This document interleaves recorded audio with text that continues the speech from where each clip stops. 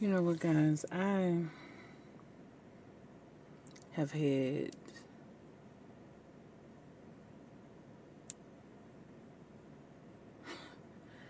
last past 4 days have been very interesting for me, to say the least.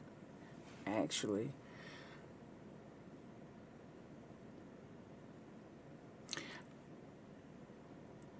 religion has been embedded in me. It's been preached to me. I've been a part of it. I grew up in it. My dad was a preacher, very strict man.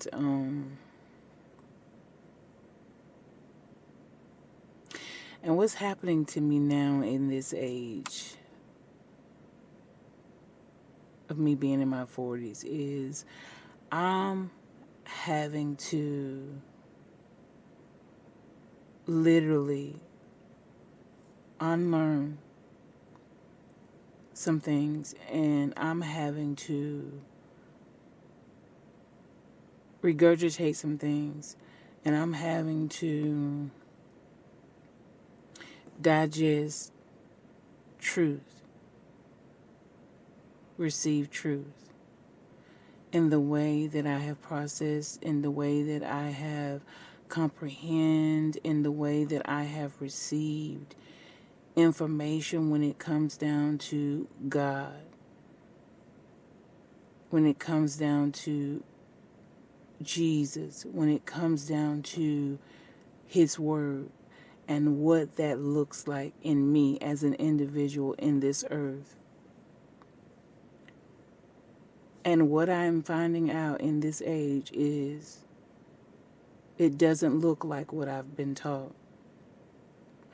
That's not to say that it is not that for those whom I've learned from.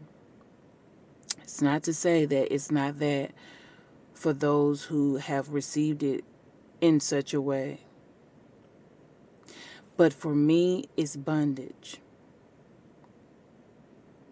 For me, it's like being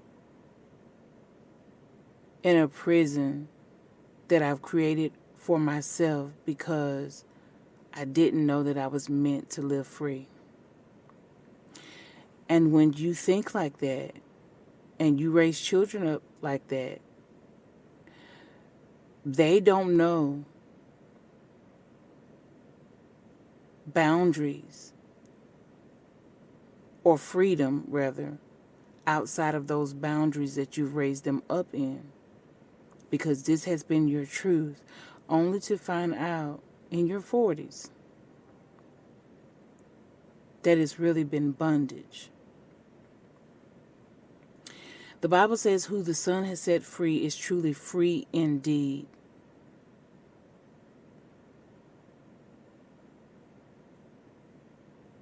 But you don't know that you need to be free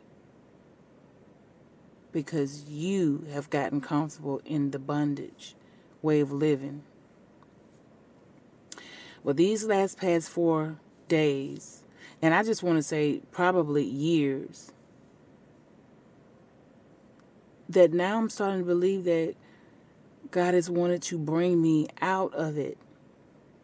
And I fought tooth and toenail, actually, because I can't find another word, to stay in bondage because bondage was comfortable for me. I know my way around in bondage. I know how to maneuver in bondage. I feel comfortable. And even if I'm afraid, I got surroundings that's familiar. I got people that I can touch that are familiar to me. And as long as I got that, then I'm okay. And to the outward appearance, or even inwardly, to a certain extent, that may be okay for a while. But there will come a time to where those securities that you relied on, that comfort that you've relied on, that familiarity that you've relied on, it's not going to be enough. It's not going to be enough. And it's going to be enough for some, and that's okay because their life is different, their path is different. But I just believe what God has called me to is different. And if I keep trying to go in the path of comfort and what's familiar to me, it's going to keep me in prison. It's going to keep me in bondage, even though it appears that I'm walking around able to move in freedom. It's not freedom. That's where rebellion comes in at. We wonder why our children rebel, or we wonder why we rebel, because that was me. Like, you trying to give me rules or whatever, I wasn't going. I'm gonna show you that I can do what you said I couldn't do, even though I'm scarred, bruised, beaten all up or whatever. My point was proven. And I don't believe that it's because we are wanting to rebel. It's because something on the inside of us know that there is greater, and we feel restricted. We feel like we can't breathe because we're limited to the parameters that have been set for us. Not that God has set for us. Maybe it's our parents that has set for us because that's their way of living. That's what they have learned to believe that is safe. That's what they have learned to believe is the correct way. And because that's what they've learned, they're passing that down, that way of them comprehending on how to do whatever they do towards you is the right way. That's all they know. Can't blame your parents for doing something that a person can only give and be whoever they are. They can't give you anything else. It's only with them having to regroup, step back, and realize that there's more. A lot of parents, a lot of people are not going to be able to give you any more than what they have. So we can't. We need to learn how to stop getting mad with people when they can't meet us with what we think that they should be meeting us with. It's not because they don't want to. They're really giving you their best.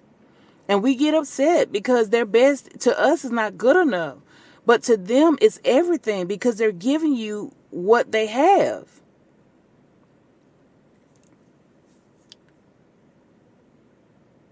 And so, again, these last 4 days have been interesting. I mean, I basically hadn't even been able to leave my house. And it's not because I haven't wanted to, but each time I move, each time I wanted to, like the movement was just like painful.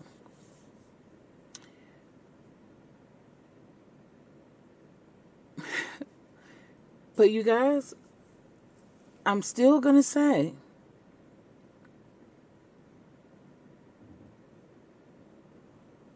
I'm going to challenge you guys. Those who grew up in religion, those who learned to do things a certain way. I'm going to challenge you to seek God. And when I say seek God, I don't mean with the dramatics. That's not what I'm talking about. Sometimes it's just being still in the moment where there has to be a response. Maybe don't respond. Maybe wait. And maybe in that moment that you're waiting and fighting your comfort and familiarity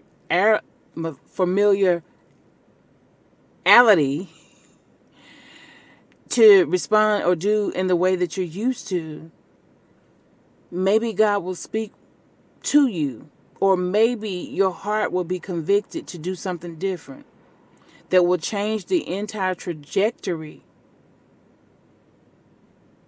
of what you've existed in, what you've lived in, and even the things that you've held yourself by, that you've held to you to be true to you, but have been bondage to everybody else that's around you, that's connected to you.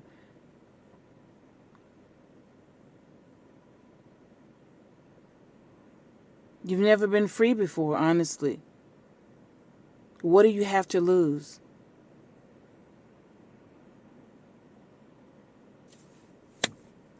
What do we have to lose? Jesus has paid it all. What do we have to lose but to be free?